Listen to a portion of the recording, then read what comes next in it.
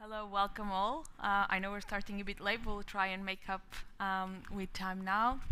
Very good to see some familiar faces, and really passionate about this topic. I think this is something that is now top of mind for many of the universities we work with.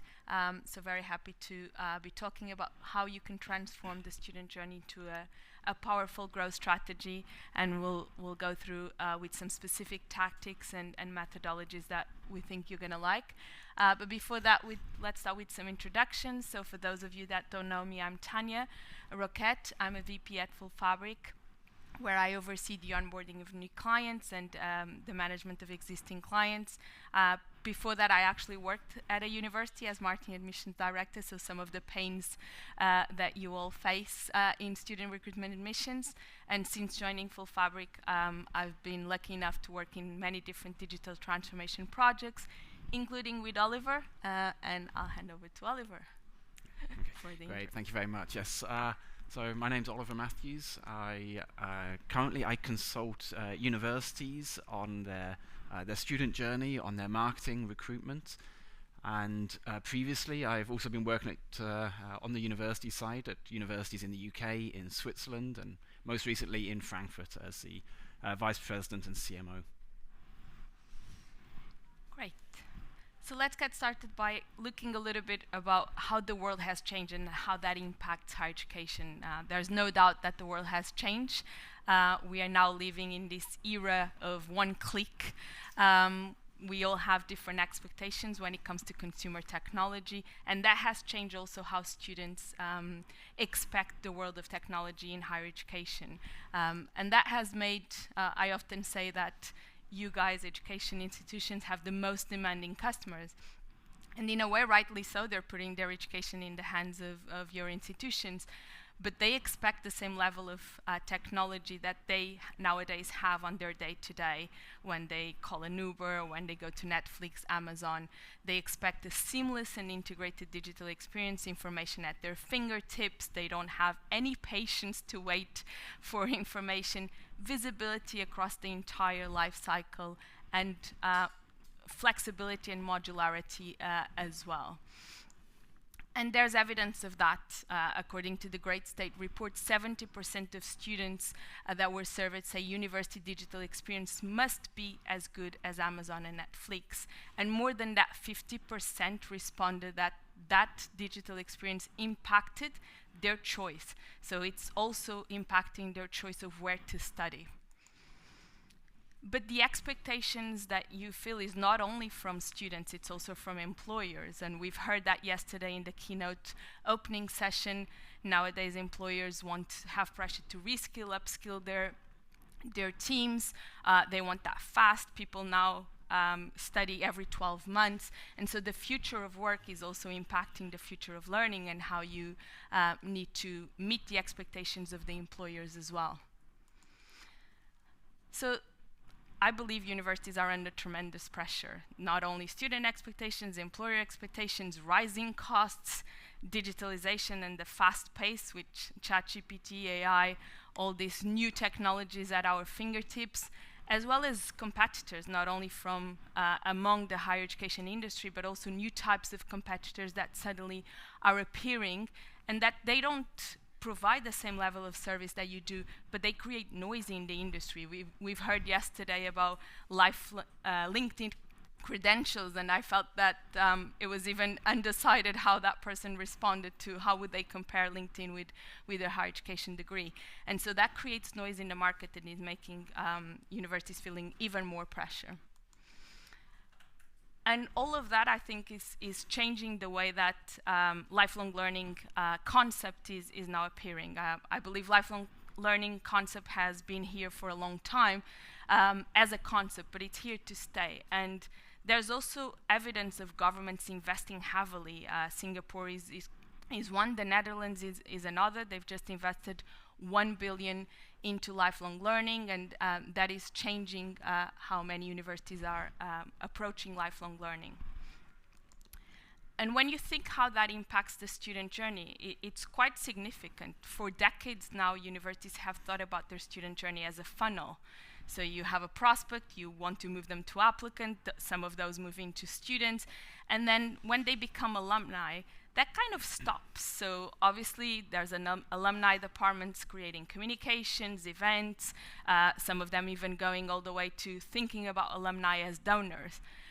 But the modern universities and a lot of the projects we work with at Full Fabric is really moving into this modern flywheel where the students can come back and return. And that really is transformational because suddenly the lifetime of a student maximizes, and the flywheel is not just turning, it's compounding. And it's really transformational when you start thinking about that across the university. And that kind of changes everything. If you think about it, all the operations change. Marketing is not just about branding. It becomes about the experience across the entire journey. Admissions is not just about compliance and understanding and selection if the student is the right fit. They become almost a sales department and really responsible for sustainable growth. Pricing becomes more flexible, and we see that a lot, universities providing more flexibility on pricing and even on the programs with pathway programs that then allow the student to potentially go into a longer term program. Finance becomes more about the student lifetime value that can be maximized if we think about it in a more than one degree career, and culture becomes a lot about the long-term relationship with each individual. But it's not only about the change of, not only about the change in operation and culture, it's also about data technology, and that's where I'll hand over to Oliver. Yes, data is something that you either love or you struggle with. And a lot of what Tania's talking about comes down to how you manage your data. The idea that you move from this funnel diagram through to really lifecycle recycling of leads through the entire student journey.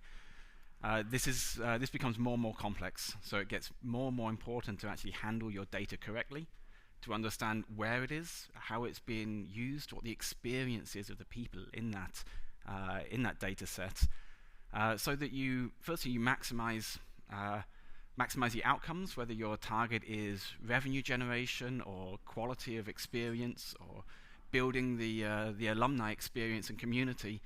It all comes down to effective use of data. What I often find actually when I talk to a school is more often than not you have a very fragmented story of how that data is looked after. Multiple interconnected systems is probably the cardinal sin, where you have maybe the same CRM tool deployed multiple times and unconnected within an institution, or different CRM tools. You have central databases where after going through the sales process once, data is moved over to a central repository, or maybe it's stored on spreadsheets on a single administrator's desktop, and that data is being handled, but you don't know how it's being handled. And this is where you end up with department silos. The business school, great. If you've got the business school as a unit where it's controlled, but more often than not, you have programs handling their own data. Program managers saying, well, if I put it into the database, I don't know who else is going to access it, who's going to talk to them. So I feel that I should control it. And this is this data protectionism, which seems entirely logical where there's lack of trust with systems and with IT and central management, but is terrible when you're trying to build an effective alumni community or trying to resell. If you've got a dozen different program managers and alumni managers advertising to their own alumni and you don't know what's happening.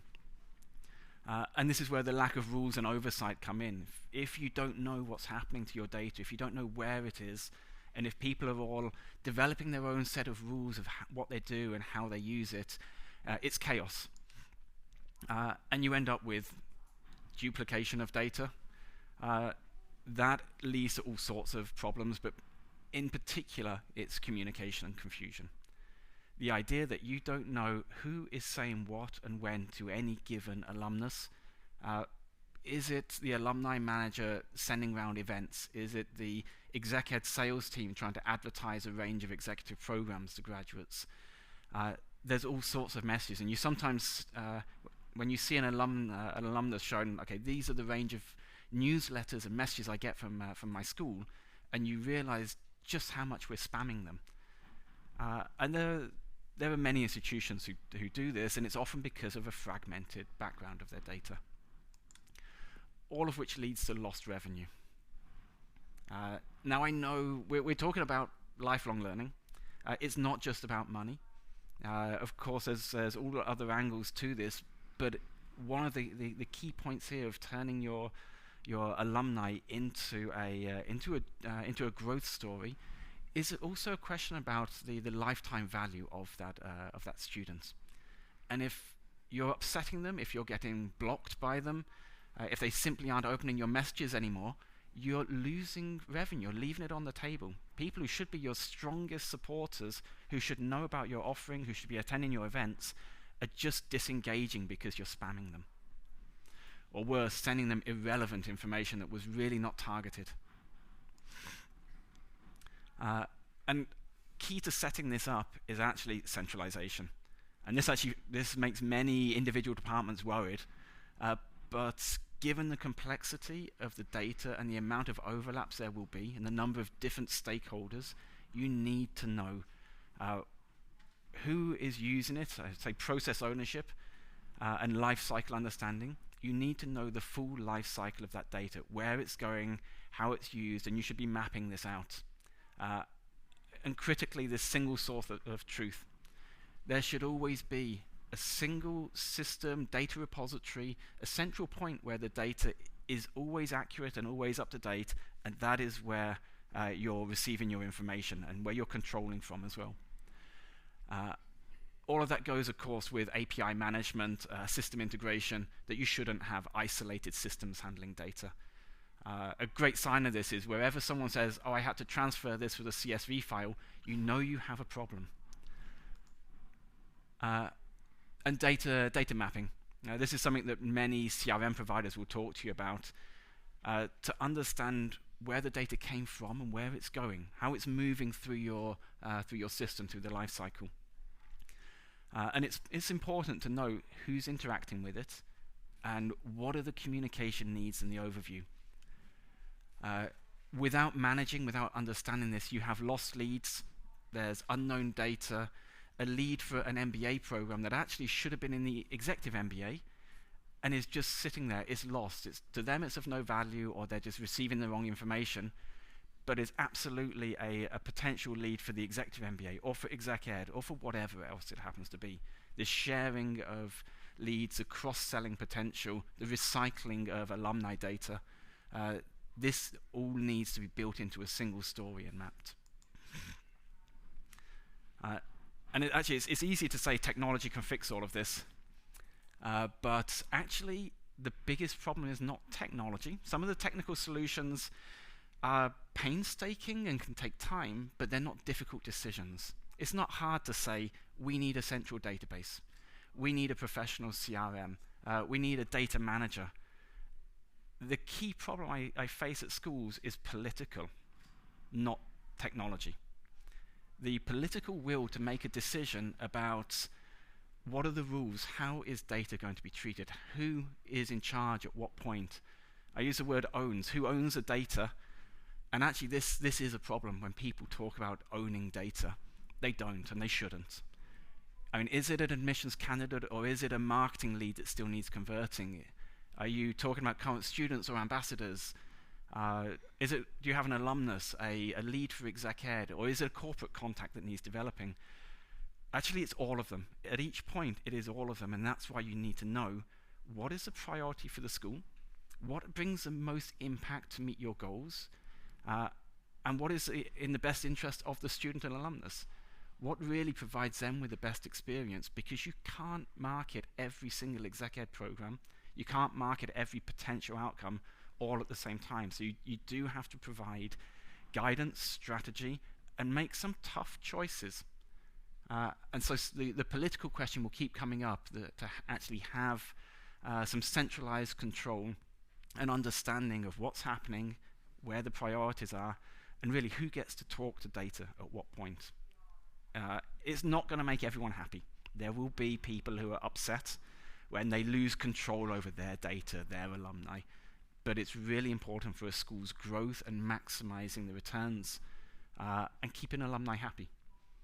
If you want your events filled, if you want alumni to show up and be satisfied, if you want them to engage with career services and then sign up for the next executive course and really have that lifetime experience with their alma mater, you have to treat them correctly.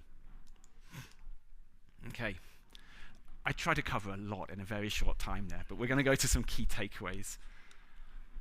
Yeah, I think we're doing well on time. Okay, so just some key takeaways if you have to take anything from today's presentation.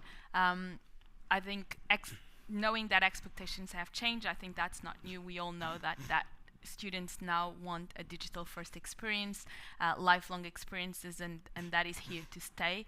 That the funnel of a university is no longer a traditional funnel model, but rather moving into a flywheel where engagement is continuous, is not linear, and universities can really capitalize on this to maximize their lifetime student value. The student experience is a strategy, is not just a nice word. Every touch point is important and impacts trust, retention, and value. And the urgency. I think standing still is no longer an option. It's really urgent to change and to really adopt into this new way. Yep. And just to repeat then, mapping a full student journey. Understanding that the life cycle, the touch points and the people involved at different moments. Breaking down these internal silos, understanding their data. Investing in data, in technology, but most importantly investing in the skills of the staff. No good having the top of the range communication tools and the possibilities if your staff don't have the necessary skills to keep up with it. And the flywheel engagement model, to understand that re-engagement cycle. And lastly, and this for me is always the most important, is to identify a data champion. Within the institution, a single person within a unit to have responsibility, oversight, and access to strategic decision makers. Really a centralized position to manage this process, to understand where the data is, to create rules, and to bring up questions about who actually can interact and who can send out what newsletter even. Some critical issues where there needs to be compromise, there needs to be tough decisions, and that person has to actually have access to, whether it's a dean, a pro-vice chancellor, somebody who can actually solve the problems and make some tough calls. You need a centralized point of reference here. The moment you have competition, so marketing and alumni management, they're not under the same leadership, but they're both handling the same data, they will have their own priorities and they won't align. Okay, we have some interactive Q&A, but before we do that, and we're going to join the results from today with yesterday. We had about 50 responses yesterday, and I think we have 15 people here, so that will be interesting to join together and then share with all of you. But before we go into that, any questions, any comments from the audience? And I think we have some microphones that can be given. Yes, go ahead.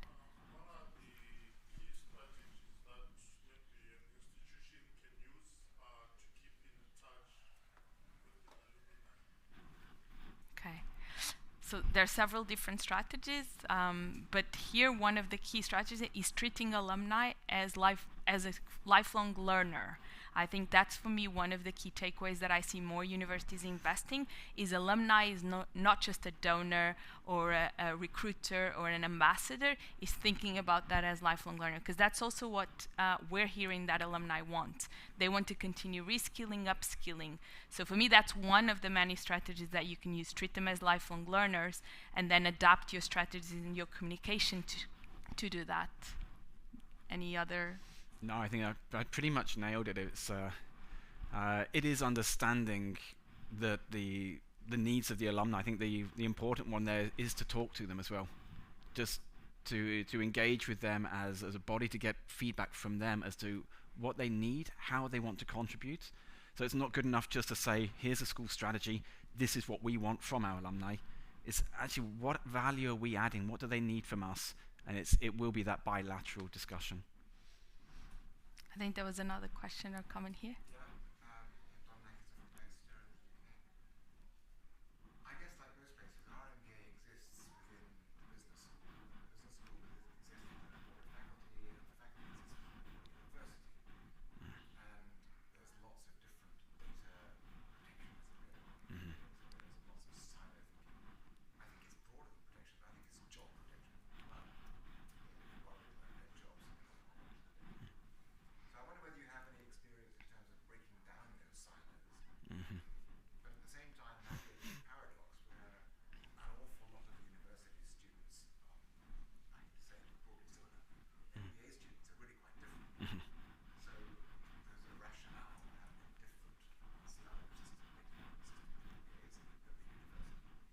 Yes.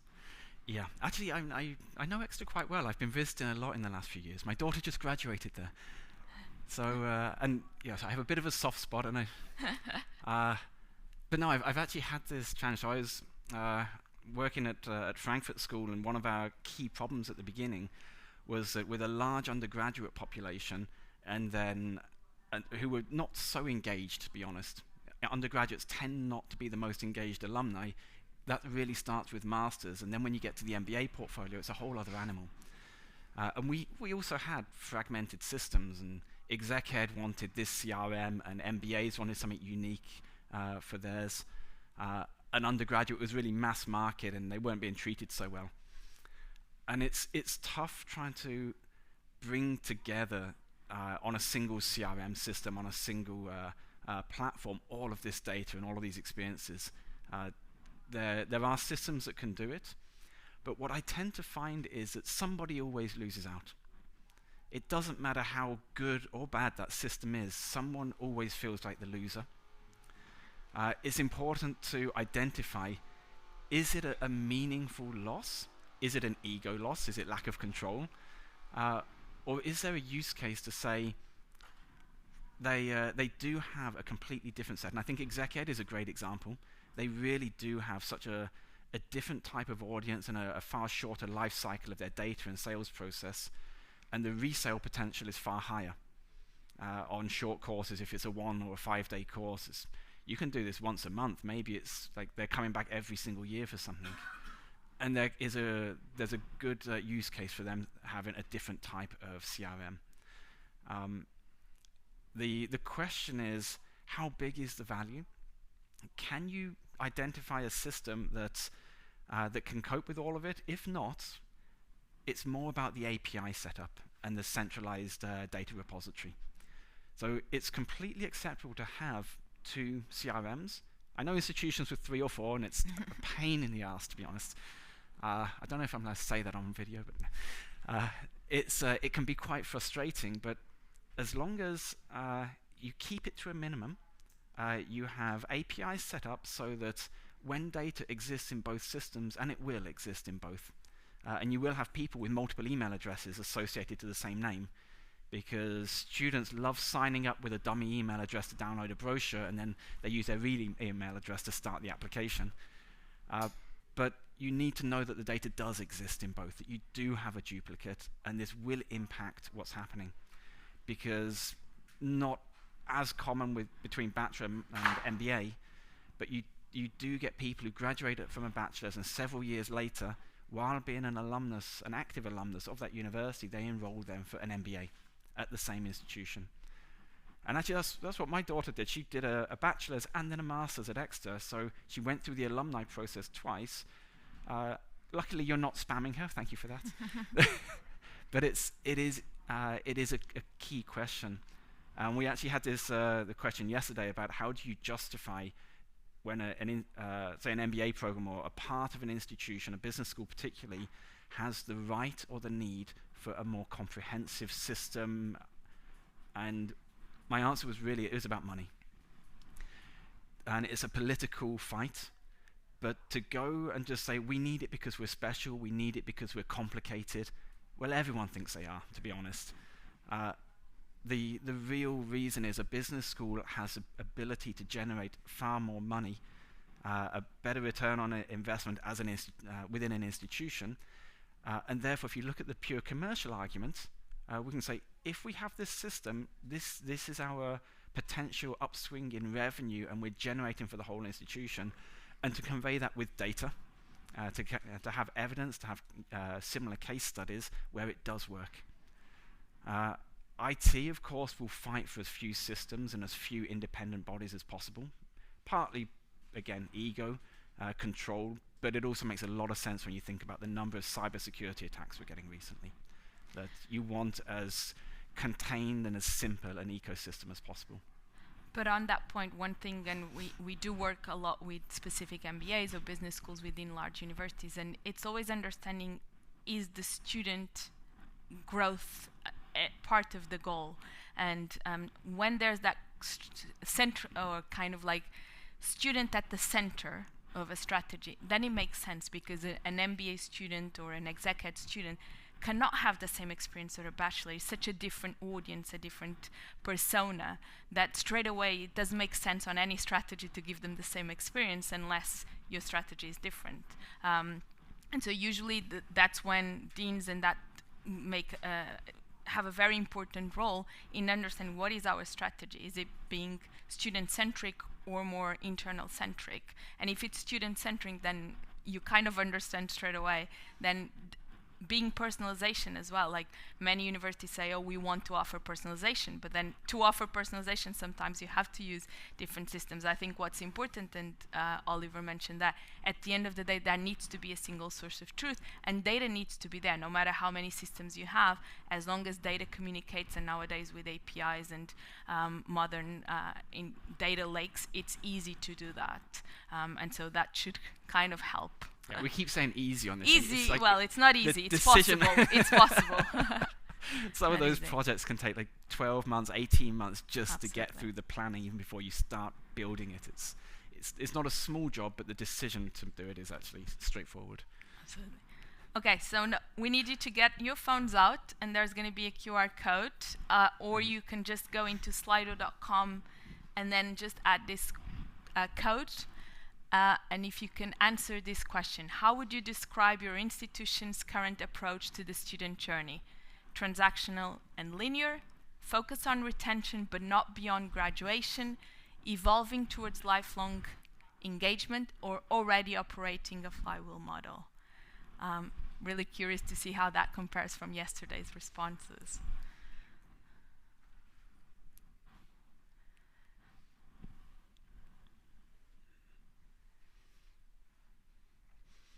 We discussed yesterday about the lifelong engagement model.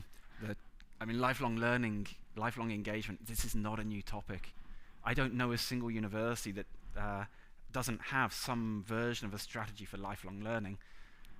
In fact, I've been through various cycles at universities I've worked at, but it's this having a strategy and having it live within the alumni department, or live within communications or in fundraising. It's still a siloed approach to how it's handled, and it's rarely backed up by managing the data correctly and actually bringing the tools together. We're getting very close to yesterday's results. But it's better than yesterday. Yeah, it was 43-43. 43% evolving towards lifelong engagement, and 43% focus on retention, and then the remaining on transactional and linear and already operating. So similar. I think everyone is still very focused on retention, but then beyond graduation, there's less that thinking of a student as a learner, or as an alumni as a potential learning, but also quite a few initiatives evolving towards lifelong engagement. So very interesting to see. Okay, so we go to the next one. Any comments, any questions on this topic? Is anyone willing to admit to being transactional and linear? What was your take on that? Yeah, so I'm more hands-on. So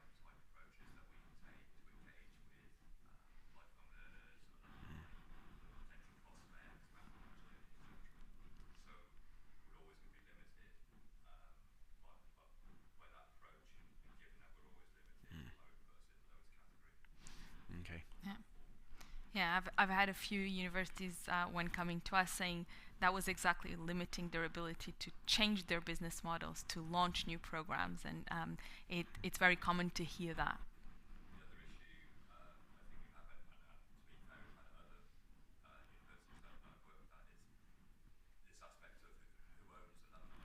Mm-hmm.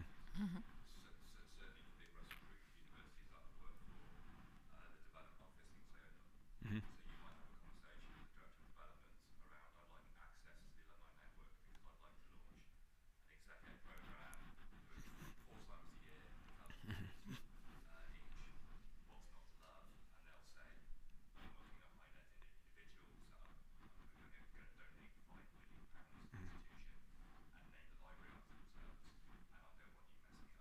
Yeah. Mm-hmm. Yep. I mean, this is exactly what I was getting at before. It's this ownership at a certain point in the life cycle, and that encourages people to go it alone. Where a certain program area, product group might say, well, we know the data is moving to the alumni office, but we also know who they are. We can approach them on the side, and then again you get a fragmentation of approaches. And it often comes down to what the priority then is of an individual department. Is it getting donations, which is a completely valid use case, and it should be on an institution's strategy, but it shouldn't be the only use case, and it isn't. There's also just, you want an alumni community that's engaged. So I've been at an institution where, again, the alumni office owned all alumni data and banned any sort of advertising because it was unhealthy. So is it, I mean, yes, it's advertising, but you do realize they're actually a critical part of our future customers for different types of programs. You can't ban communication of courses, future courses. But I mean, they could, and they did, but it's this ownership and this authoritarianism on what happens with my data. But it's also about not treating alumni equally and really listening to what their preferences. There are definitely alumni interested in reskilling and upskilling, and others might only be interested in becoming a donor. And so it's also about that, not treating them differently, and adapt what your messaging and communication is according to their preferences.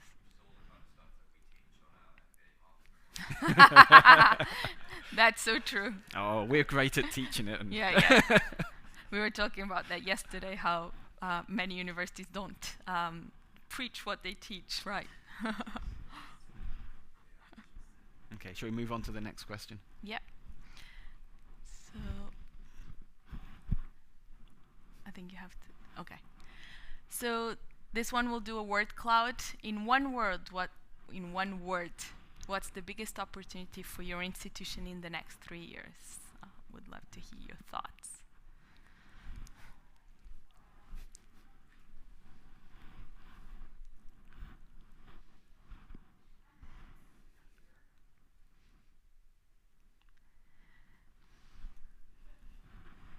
Then we'll compare with what we've seen yesterday.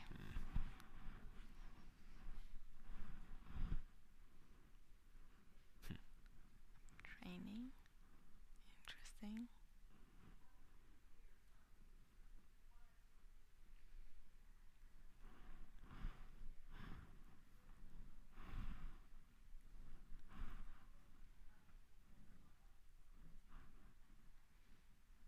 Reskilling. Essentially very similar. We had sustainability yesterday, absolutely.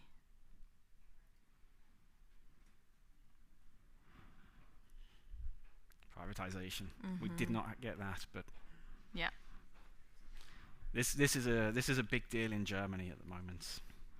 Like, a lot of state universities not taking in much money for their courses, and looking at how to set up private institutions, business schools within a private framework, but within the university's structure. It's the only way they can actually generate money. And the government are very happy for institutions to find other sources of revenue without pushing tuition fees. Mm-hmm.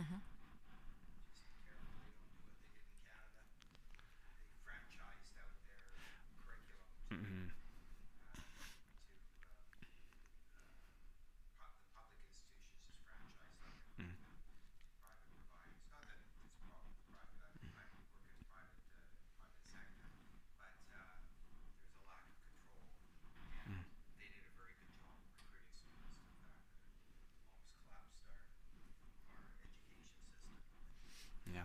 Well, the Germans have been very slow at moving on privatization or just giving universities the ability to earn cash. That there's now 80 private universities in Germany charging very high tuition fees, and they have a terrible, as a sector, it's a terrible reputation for quality. But there's a small but growing number of state universities getting involved. So we'll see where this one goes, but the university system is just like straining under the lack of resources, lack of revenue, and a huge number of students studying for free with no pressure. Yeah. It's not sustainable. Okay, we've got quite a range of things here. Yeah, I think some of them we can group like reskilling, uptraining, and that were very similar to what we've seen yesterday, lifelong learning, kind of focusing on that. We also don't have what we've seen yesterday as one of the biggest words being voted or used, which was AI. So interesting to see that. So AI as one of the biggest opportunities, which I also agree. I think there's a lot of opportunity in AI, not only for a company like Full Fabric. We're investing a lot of AI and how AI can support the student journey. And now we see that, but also for a university. Student satisfaction, very important as well. So very interesting. Now, student satisfaction is an interesting one, because I always thought that UK and other countries, France, Netherlands, having more tuition fees, the moment money was attached to it, student satisfaction became far more important. The moment they moved from just being a freeloader, essentially, to being a customer paying money, they want something in return. This is exactly the problem we have in Germany, that when you don't pay much, there's nothing at stake, and you don't really have to consider their satisfaction as much. So interesting that it's popping up here. Absolutely. Okay. Are there any German universities in the room? No? That's a relief. Okay, and last but not least, what's the biggest barrier to transforming the student journey at your institution, in your opinion, at the moment? Siloed internal structures, lack of data and tech infrastructure, budget constraints, or internal resistance? You can tell us what you think. Yeah, we should have one. All of the above.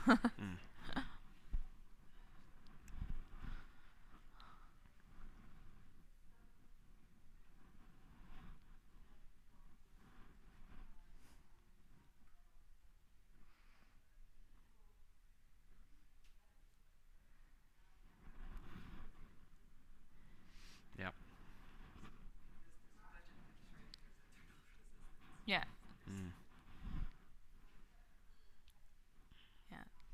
Okay, siloed internal structures is not as high as previously. Mm-hmm. I really doubt whether I would use internal resistant or silent internal structure. And in the end, I think it's internal resistant and not the silence. I mean, we all work in, however you want to organize a university, people work in certain teams or certain departments or however you want to call it. But the question is, does a department or a team become a silo or not? And that has to be speed. Yeah. Yeah, that's a fair point. Yeah. Donald, you were saying you wish there was more. What else would you like to see there, or what do you think is the biggest barrier? Well, I think all of it is, they're all interrelated, for example. Mm-hmm. There's overlap between them all. So one will influence all the rest. So I would All of the above. Okay, and I think that's what your colleague was saying over there as well. Yeah.